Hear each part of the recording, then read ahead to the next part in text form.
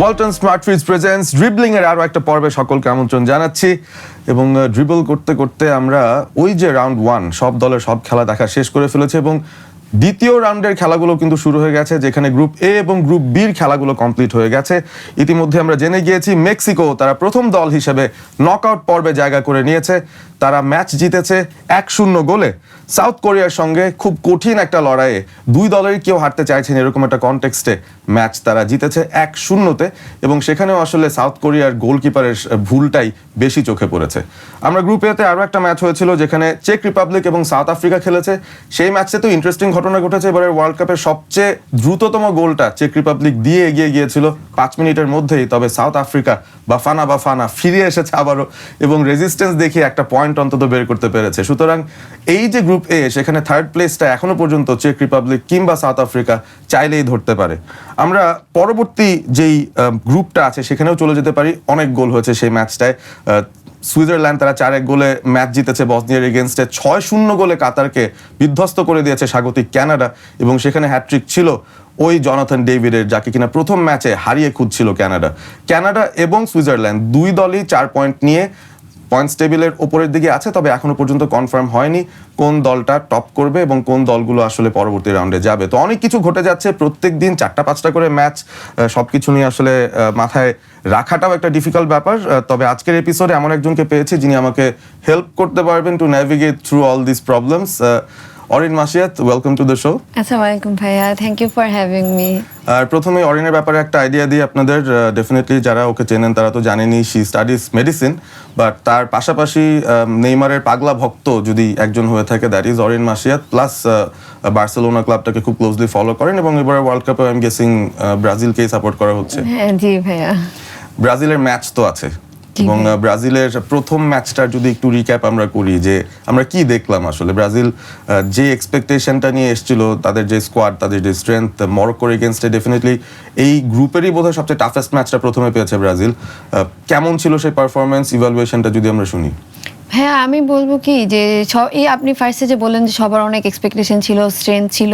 আমি পার্সোনালি আসলে অনেক দিন ধরে তো দেখতেছি ব্রাজিল স্কোয়াডকে, তারপরে অ্যাঞ্চেলোতি নতুন করে আসলো। আমার পার্সোনালি এরকমই একটা এক্সপেকটেশন ছিল যে হচ্ছে গিয়ে অ্যাঞ্চেলোতি যেহেতু নতুন আসছে, ঠিকভাবে আসলে স্কোয়াডটা সে এখনও প্রপারলি রেডি করতে পারে নাই, এরকম একটা জিনিস আমার এক্সপেকটেশন ছিল। এরকমই আসলে হয়েছে, কিন্তু এত যে যাদের থেকে অ্যাটলিস্ট আমি রিলাই করতে পারি, যেরকম ক্যাসেমিরো, তারপর প্যাকেতা, ওরা তো আমাদের নির্ভরের জায়গা, তাই না? ব্রাজিলের তারা যেরকম মানে অফ ফর্মে থাকবে, ওরা যে এরকম পারফর্ম করবে, এটাতে আমি আসলে পার্সোনালি অনেক হতাশ। ওভারঅল ব্রাজিলের পারফরমেন্স আমার মনে হয় যে Morocco is a outstanding team. ওরা লিটারেলি সেমিফাইনাল খেলছিল আগের বার, সো ওদেরকে আপনি আন্ডার এস্টিমেট তো করতে পারবে না, যেখানে আমাদের স্কোয়াডে এত জায়গায় লুপ হোলস আছে। সো আই থিঙ্ক এক্সপেকটেশন অনুযায়ী 1-1 draw, I think it was a good result personally, কারণ এর চেয়ে খারাপও হতে পারতো। যেভাবে আসলে মরক্কো স্টার্ট করছিল, অ্যাক্সিডেন্ট হতেই পারতো আসলে। আমরা যদি ব্রাজিলের ওভারঅল স্টার্টিং 11টাই দেখি, মানে সেইখানে আসলে কি কি লুপ হোলস আমরা দেখলাম মরক্কোর এগেইনস্টে, বা এর চেয়ে বেটার একটা স্টার্টিং 11 কে অ্যাঞ্চেলোটি ওদিন নামাতে পারতেন কিনা? হ্যাঁ, ফার্স্ট অফ অল ডেফিনেটলি আমার মনে হয় এটা পারতো, কারণ এই জায়গাতে I am no one to criticise Ancelotti, কারণ অ্যাঞ্চেলোতির সাকসেস রেট অনেক বেশি।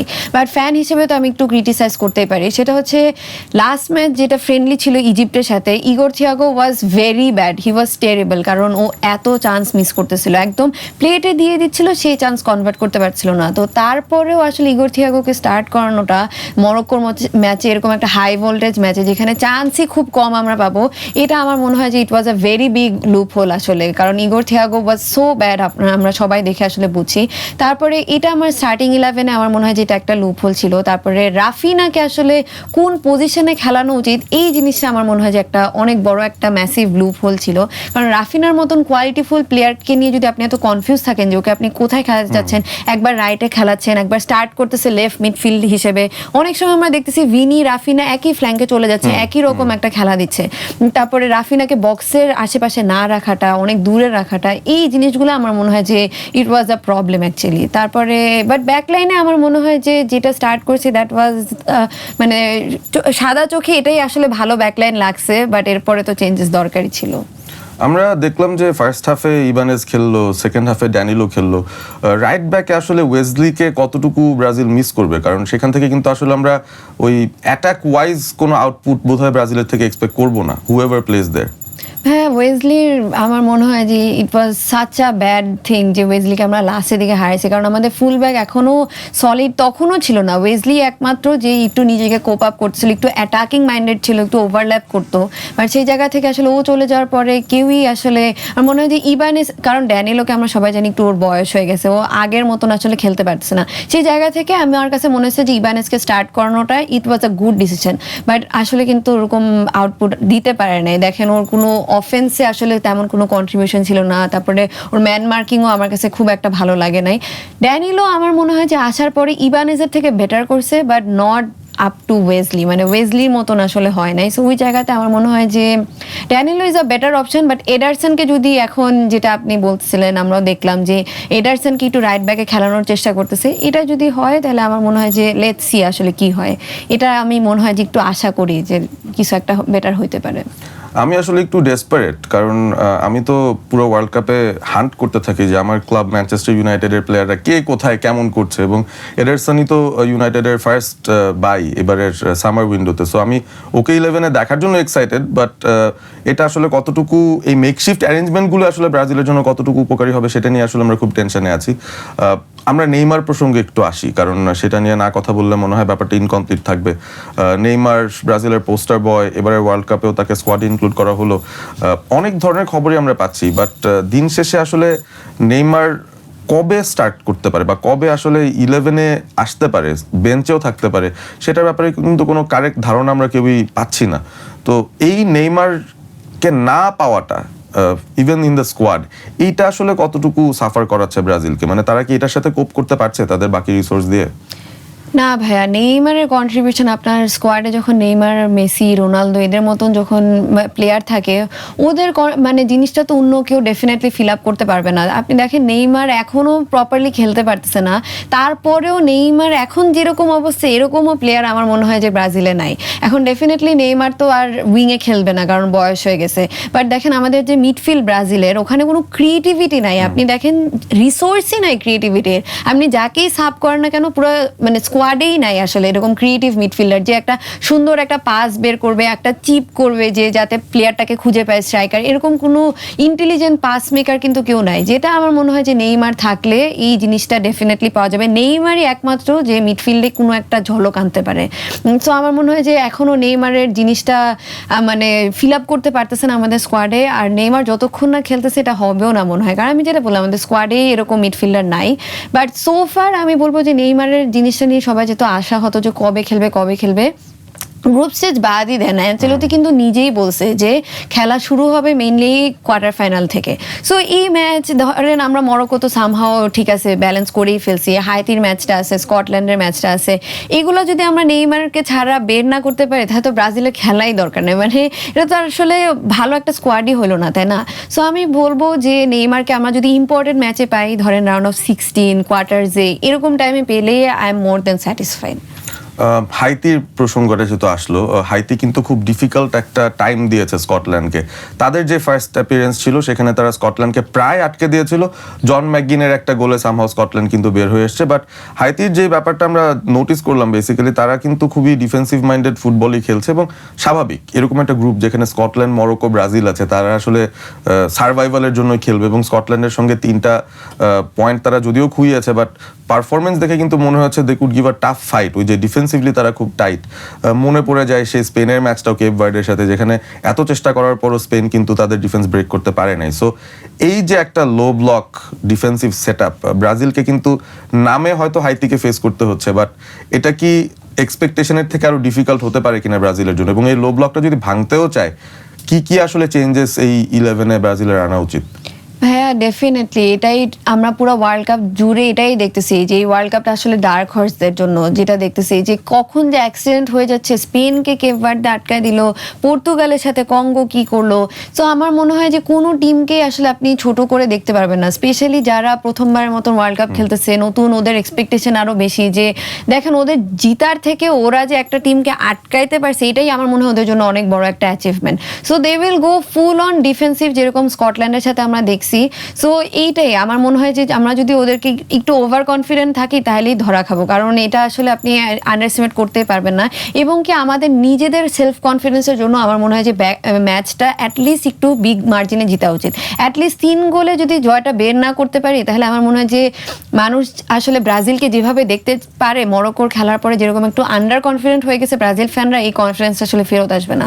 এবং প্লেয়ারদের জন্য আমার মনে হয় যে এটা একটু বিগ মার্জিনে জয়টা দরকার। সো যে চেঞ্জেসগুলো দরকার আমার মনে হয় যে যেহেতু অনেক লো ব্লক খেলবে, আমি ক্যাসেমিরোর থেকে অনেক বেটার পারফরমেন্স আশা করব, কারণ Casemiro knows what to do, আসলে এই পেনিট্রেশনগুলো কিভাবে করতে হয়, লো ব্লক কেমনে ভাঙতে হয়। সো আমি ক্যাসেমিরোর এই ইন্টারসেপশনগুলো আমার দরকার, ওর ফিজিক্যালিটি যেভাবে ও ইউজ করে এটা আমি চাই যে ও আরও বেটার পারফর্ম করুক। আমি অনেস্টলি আসলে কি বলবো যে কুনিয়াকে আমি চাই স্টার্টিং 11-এ, যেটা আমি ইগোর থিয়াগোকে আর চাই না। সো কুনিয়া যদি আসে আমার মনে হয় যে যেভাবেই পাসগুলো দিক, he knows how to combine the forwards. Last ম্যাচে যখন ও সেকেন্ড হাফে নামছে আপনি দেখেন যে ফরওয়ার্ডদের যে একটা কম্বিনেশন হচ্ছিল, ওর যে বক্সের প্রেজেন্সগুলো, এই জিনিসগুলো চান্সও অনেক বেশি মানে ক্রিয়েট হচ্ছিল, ভার্টিক্যাল ফুটবল হচ্ছিল। সো আমার মনে হয় যে কুনিয়াকে রাখলে আমার মনে হয় একটা বেটার রেজাল্ট পাওয়া যাবে। আর একটা ইম্পর্টেন্ট জিনিস, এনরিককে আমি চাই। ধরেন এনরিককে যদি আপনি 70 মিনিটের দিকে বা 75 মিনিটের দিকেও নামান, আমার মনে হয় যে ওর যে গোলের ক্ষুধা, ওর যে হাঙ্গারটা, এটা আমার মনে হয় যে অন্য টিমের অন্য প্লেয়ারদের মধ্যে আসলে নাই। এই জিনিসটা আমাদের ইউটিলাইজ করতে হবে, because he has a lot to prove, কারণ এত বেশি মানুষ আসলে ওকে ট্রোল করে। সো আমার মনে হয় যে এনরিকের এই জিনিসটা আসলে কাজে লাগাইলে আমার মনে হয় একটা বেটার রেজাল্ট পাওয়া যাবে। আমরা ফ্রেন্ডলিজে কিন্তু দেখেছিলাম লাস্ট যে ফ্রেন্ডলিটা ছিল, হি ওয়াজ ফ্যান্টাস্টিক, এবং তাকে মাঝখানেও খেলানো যাবে, রাইটেও খেলানোর অপশন আছে, অ্যান্ড একটা অন্য প্রোফাইল অ্যাড করে এই টিমটার মধ্যে। আমরা ব্যাকলাইন থেকে যদি চলে আসি, we definitely will have Alisson, will definitely have the partnership of Marquinhos and Gabriel. যদিও গ্যাব্রিয়েলের নাকি একটা মাইনর ইঞ্জুরির খবর পাচ্ছিলাম, মানে আরও বাজে বাজে নিউজ আসতেছে এই ব্রাজিল স্কোয়াডটাকে নিয়ে, ইঞ্জুরি পিছু ছাড়ছে না।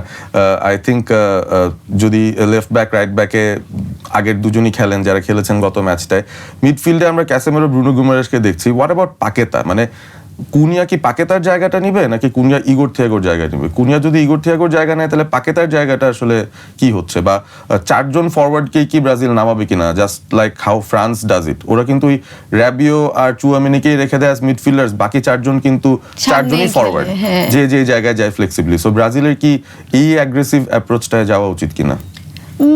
আমার মনে হয় যে ভাইয়া সেকেন্ড হাফে ফাবিনো নামলো, ফাবিনো ওয়াজ সলিড, ঠিক আছে, কিন্তু আমার মনে হয় যে গোল স্কোরিং অপরচুনিটির জন্য আসলে ফাবিনো is not the guy.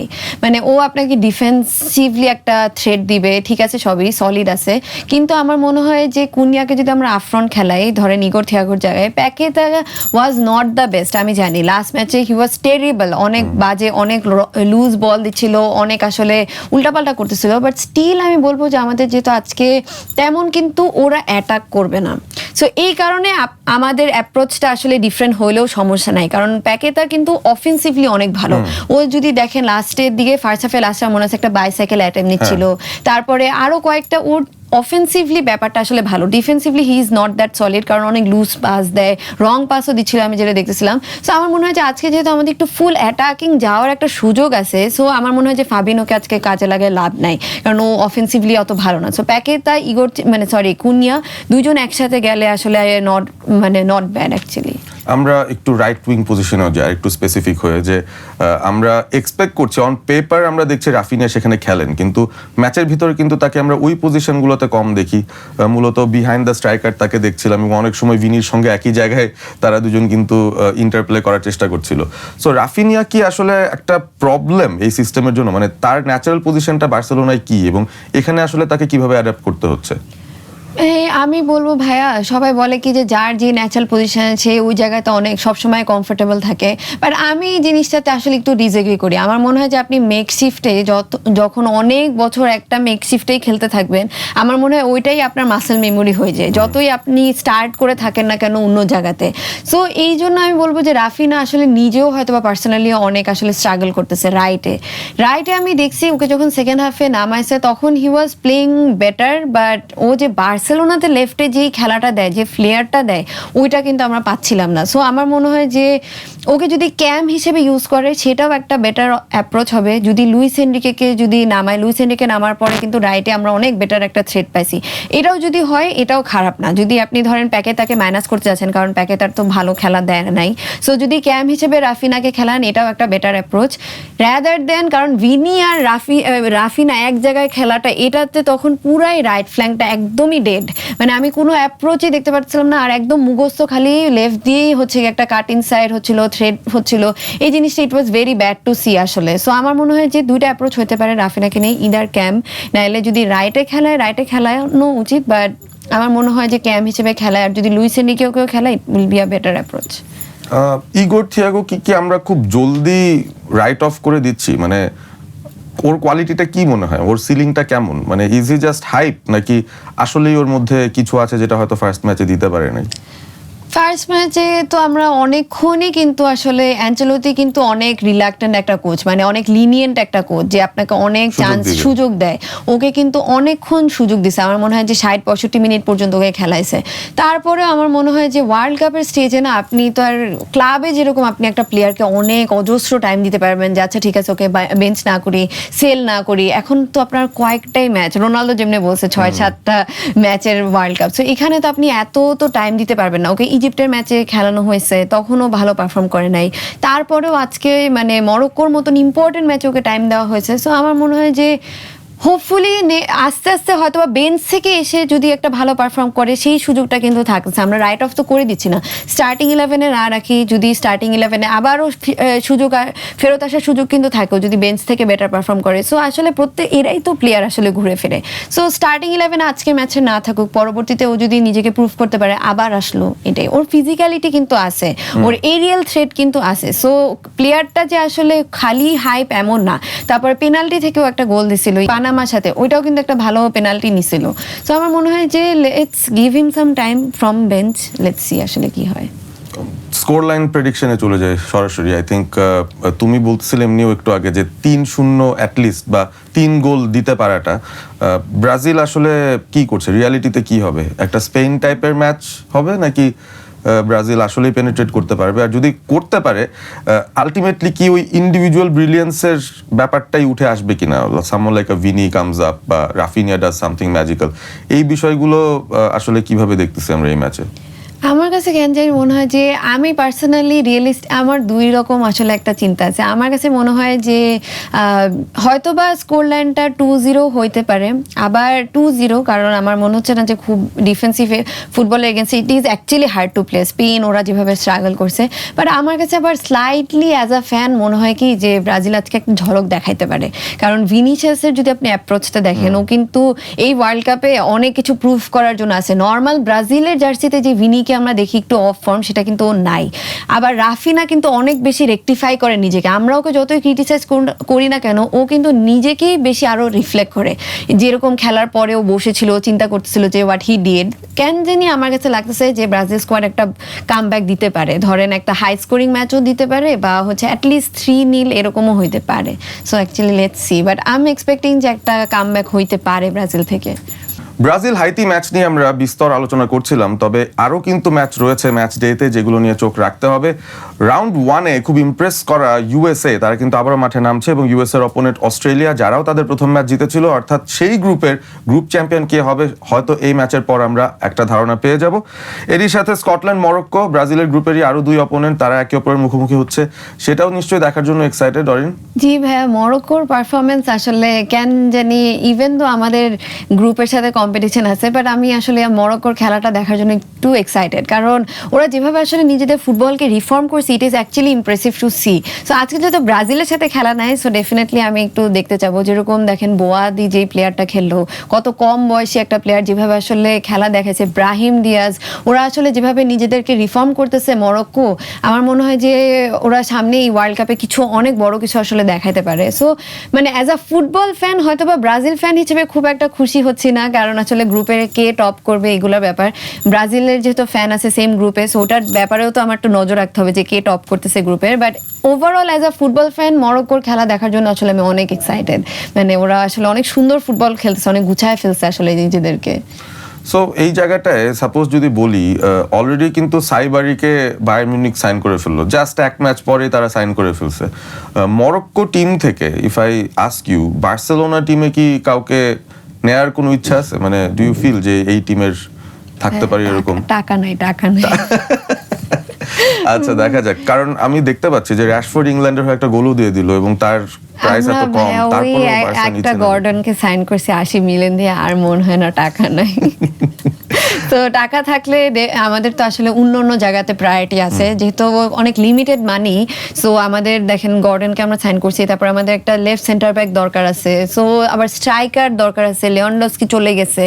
So এই জিনিসগুলো মিলে আমার মনে হয় যে আমাদের অন্য জায়গায় ফোকাসটা আসলে একটু বেশি। আমরা মনে হয় হামজাকে নিয়ে নিজেদের কাছে নিয়ে নিছি, যে ইজিপ্টের যে প্লেয়ারটা আছে। সো আমার মনে হয় যে এই সিজনে we will have to wait to take someone from Morocco. আচ্ছা দেখা যাক, বাট প্লেয়াররা ইমপ্রেস করছেন মরক্কোর, এবং সে কারণেই তাদেরকে ডার্ক হর্স তকমাটা কিন্তু দেওয়া হয়েছে। গতবারের সেমিফাইনালিস্ট ছিল তারা। আরও একটা ম্যাচ আছে যেখানে টার্কি এবং প্যারাগুয়ে একে অপরের মুখোমুখি হবে। দুটো দলই হেরেছে তাদের প্রথম ম্যাচ। প্যারাগুয়ে 4-1 গোলে ইউএস এর সঙ্গে হেরেছিল এবং টার্কি 2-0 গোলে অস্ট্রেলিয়ার সঙ্গে হেরেছে। সো এই ম্যাচটাতেও দুটো দল আসলে জিততেই চাইবে, কারণ না জিততে পারলে টপ 2 বা টপ 3-তে থাকাটা ডিফিকাল্ট হয়ে যাবে দুটো দলের জন্যই। অন দ্যাট নোট আজকের মতো শোটা শেষ করতে চাই। Walton smart fridge presents dribbling এ আমরা ড্রিবল করতে করতে আবারও আগামীকাল আপনাদের সামনে চলে আসব। Thank you so much Arin for being in the show. দেখা হবে আগামীকাল। থাকবেন রাইজিং বিডির সঙ্গে, থাকবেন ড্রিবলিং এর সঙ্গে।